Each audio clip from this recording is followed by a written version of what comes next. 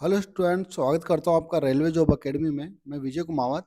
और आज हम बात करेंगे कि काफ़ी बच्चों के माइंड में ये डाउट है कि यार आरआरबी जो एलपी 2024 है, इसका सीपीटी फर्स्ट का एग्जाम हो चुका है, तो इसकी कट ऑफ क्या रहने वाली, क्या सीपीटी सेकंड की तैयारी करे या नहीं करे। कहीं ऐसा तो नहीं सीपीटी सेकंड की तैयारी करे और रिजल्ट ना हो। कितनी कट ऑफ जाएगी, कितने नंबर पे आप सेफ हो। तो मैं आपको बता दूं कि मैं रेलवे से 5 साल से जुड़ा हुआ हूँ। जितने भी 2018 से पेपर हुए रेलवे के, तो मैंने भी उनमें पार्टिसिपेट किया है और हर एक पेपर निकाला है मैंने, चाहे ग्रुप डी हो चाहे लोको पायलट हो। और अभी मैं स्टेशन मास्टर पद पे कार्यरत हूँ। तो जो भी मैं आपको यहाँ जानकारी दूंगा वो सटीक जानकारी दूंगा। यदि आपका इतना नंबर आता है तो आप सीपीटी सेकंड की तैयारी करना, नहीं आता है तो आप मत करना। तो ए टू जेड सारी बातें मैं आपको यहाँ पे समझाऊंगा। वीडियो को लास्ट तक देखना कि क्या कट ऑफ रहने वाली है। पिछली बार जब निकली थी वैकेंसी तो उसमें क्या कट ऑफ थी, इस बार क्या कट ऑफ रहने वाली है। पिछली बार वाली वैकेंसी को इस वैकेंसी से तुलना मत करना। पहली बात तो ये है। वो वैकेंसी अलग थी, ये वैकेंसी अलग है, क्योंकि उसमें टेक्नीशियन भी इंक्लूड था। तो वैकेंसी थी लगभग 64,000 के आसपास। यहाँ पे सिर्फ लोको पायलट है, टेक्नीशियन इंक्लूड नहीं है। तो यहाँ पे कट ऑफ अलग रहने वाली है। तो हम बात करते हैं आगे। जैसे कि बच्चों के माइंड में ये डाउट रहता है कि कट ऑफ क्या रह सकती है, सीपीटी 2 की तैयारी कब शुरू करें और ट्रेड पेपर की तैयारी कैसे करें। तो जब मैं स्टूडेंट था इस फील्ड में, तो मैं भी ये जब एग्जाम दे के आता था तो डिफरेंट डिफरेंट यूट्यूब पर देखता था कि यार कट ऑफ क्या जाएगी। सब ने अपनी अपनी राय अलग दी है। कोई बोलता है इतनी कट ऑफ जाएगी, कोई बोलता है इतनी जाएगी, कोई बोलता इतने नंबर होना सेफ है। तो मैं जो यहाँ पे आपको जानकारी दूंगा उस पे आपको अडिग रहना है। जो मैंने यहाँ कट ऑफ बताई आपको, यदि उतना नंबर आपके आ रहा है तो आप तैयारी कर सकते हो, क्योंकि मैं भी अभी रेलवे ही फील्ड से हूँ। ठीक है। तो आपको गलत जानकारी नहीं दूंगा, और आप मेरे जितने भी वीडियो उठा के देख लेना, मैं गलत जानकारी देता ही नहीं हूँ। तो देखो, सबसे पहले हम बात करेंगे सीपीटी सेकंड में सिलेबस क्या है। तो देखो, इसमें दो पार्ट होता है, पार्ट ए और पार्ट बी। पार्ट ए में आता है मैथमेटिक्स 25 नंबर का, रीजनिंग 25 नंबर का, बेसिक साइंस और इंजीनियरिंग ड्राइंग 40 नंबर की, और जीके जीएस 10 नंबर का। तो इसमें आपको बेसिक साइंस जो है, तो जो बच्चा फिजिक्स फील्ड से है, बेसिक साइंस में क्या आएगी, फिजिक्स। जो बच्चा फिजिक्स फील्ड से है उसके लिए तो बहुत अच्छी बात है कि उसको तैयारी ज़्यादा इसमें एफर्ट नहीं देना पड़ेगा। और ड्राइंग की बात करूँ तो ड्राइंग में ज़्यादा एफर्ट मत देना। ड्राइंग से 2 से 3 क्वेश्चन ही पूछेगा, इससे ज़्यादा क्वेश्चन ड्राइंग से नहीं पूछेगा। तो टाइम है 90 मिनट, क्वेश्चन है 100।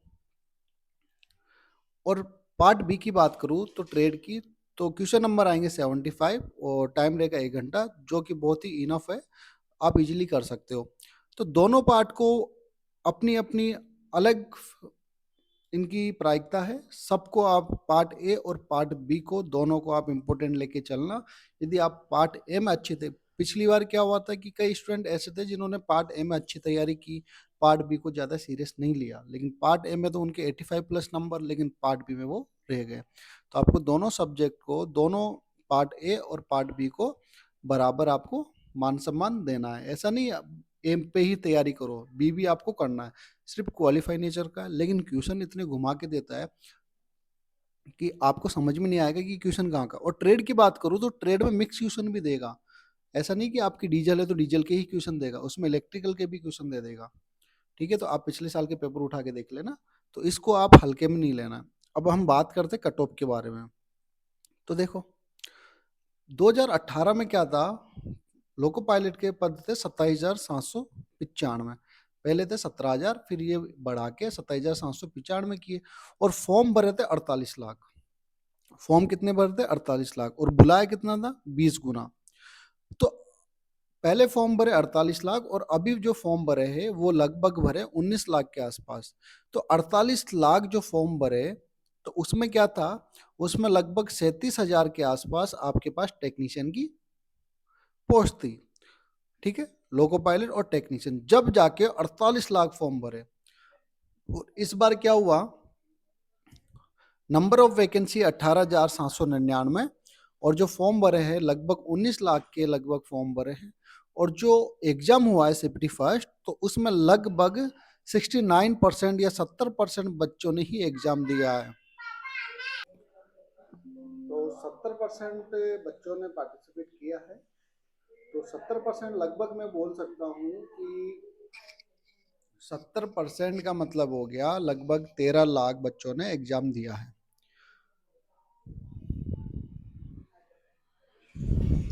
ठीक है, 13 लाख बच्चों ने एग्जाम दिया।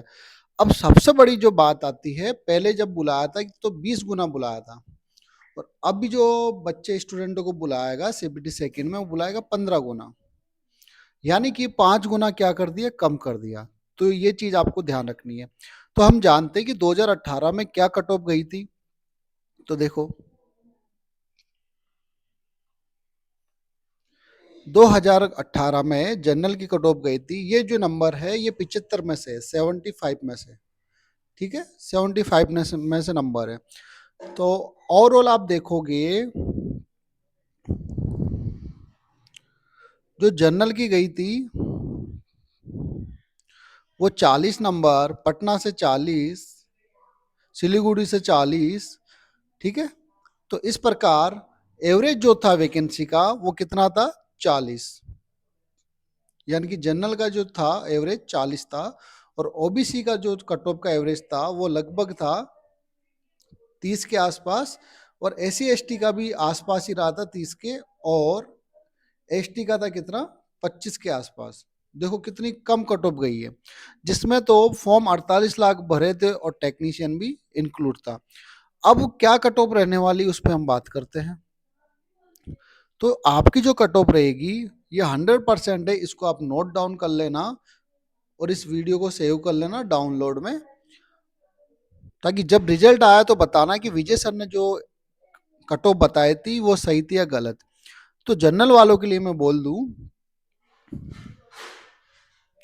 75 में से बता रहा हूं मैं, जनरल वालों की मैं बोल दूं, यदि आपके 75 में से आपने 40 क्वेश्चन भी सही किए हैं, यदि आपके 40 नंबर भी आ रहे हैं, तो आप सीपीटी सेकंड की तैयारी कर लेना। 100% है, सीपीटी सेकंड की तैयारी कर लेना। ओबीसी की बात करूं तो ओबीसी में यदि आपके 37+ नंबर आ रहा है तो आप सीपीटी सेकंड की तैयारी कर लेना। और ईडब्ल्यूएस ओबीसी में ज्यादा फर्क नहीं आता, एक आधा नंबर का फर्क आएगा। तो ईडब्ल्यूएस वाले स्टूडेंट को भी यदि 37 से ज्यादा नंबर आ रहा है तो सीपीटी सेकंड की तैयारी कर सकता है, और 37 से यदि एक दो नंबर भी कम हो तो भी आप तैयारी सीपीटी सेकंड की जारी रखना। एससी एसटी की बात करूं तो एससी एसटी का तो आप ये मान के पकड़ो कि 32 के आसपास, यदि 32 से एक आधा नंबर कम या एक आधा नंबर ज्यादा आ रहा है आपके, तो आप भी सीपीटी सेकंड की तैयारी करना स्टार्ट कर देना। ये जो मैं कट ऑफ बता रहा हूँ ये 75 में से बता रहा हूँ, ठीक है। ये फाइनल कट ऑफ है। यदि आपके हर एक स्टूडेंट की ये नंबर आ रहा है, जनरल का हो चाहे ओबीसी का हो या एससी एसटी का हो, तो आप सीपीटी सेकंड की तैयारी स्टार्ट कर देना। अब सीपीटी सेकंड में ये भी डाउट रहता होगा स्टूडेंटों को कि जो सीपीटी सेकंड होता है और जो सीपीटी फर्स्ट होता है, क्या सीपीटी सेकंड का पेपर थोड़ा टफ होता है? बिल्कुल, थोड़ा सा लेवल बढ़ाता है 10 से 15%। और जिसकी फिजिक्स बहुत अच्छी है, नोट कर लेना इस बात को, जिसकी फिजिक्स अच्छी है वो सीपीटी सेकंड में 100% श्योर सिलेक्शन लेके जाएगा। क्योंकि फिजिक्स जो है उसको आप, ये जो सिलेबस दे रखा है वो फिजिक्स का ही सिलेबस है, और फिजिक्स के कम से कम 30 से 32 क्वेश्चन आपके एग्जाम में पूछेंगे। तो फिजिक्स के हर एक चैप्टर को अच्छे से पढ़ लेना। और फिजिक्स के लिए मैं आपको बता दूं, सबसे अच्छा जो टीचर है आप अंकुर सर पकड़ लेना। फिजिक्स के लिए बहुत अच्छे टीचर है फिजिक्स के। आप कहीं फालतू मत भटकना, इंजीनियरिंग ड्राइंग कहाँ से पढ़े या बेसिक साइंस कहाँ से पढ़े, तो आप अंकुर सर पकड़ लेना। और कुछ क्वेश्चन, 2 से 4 क्वेश्चन आपके कंप्यूटर के भी आते हैं, तो आप कंप्यूटर पे भी ध्यान देना, ठीक है। तो आपका सीपीटी सेकंड इजीली हो जाएगा। और मैथ और रीजनिंग की मैं बात करूं तो मैथ और रीजनिंग में मैं करवा रहा हूं, मैं वो क्वेश्चन करवा रहा हूं जो कि टीसीएस ने पिछले 5 साल में पूछे गए हैं। तो यदि आपकी मैथ और रीजनिंग आपने कर रखी है, आपको प्रैक्टिस करनी है, तो आप यहाँ से कर सकते हो। और हर एक क्वेश्चन आपको नए टाइप का देखने को मिलेगा, क्योंकि टीसीएस के पास बहुत सारे पैटर्न है। हर एक पैटर्न, हर एक एग्जाम में वो अलग पैटर्न पूछता है। तो आप वहाँ से तैयारी कर सकते हो इजीली।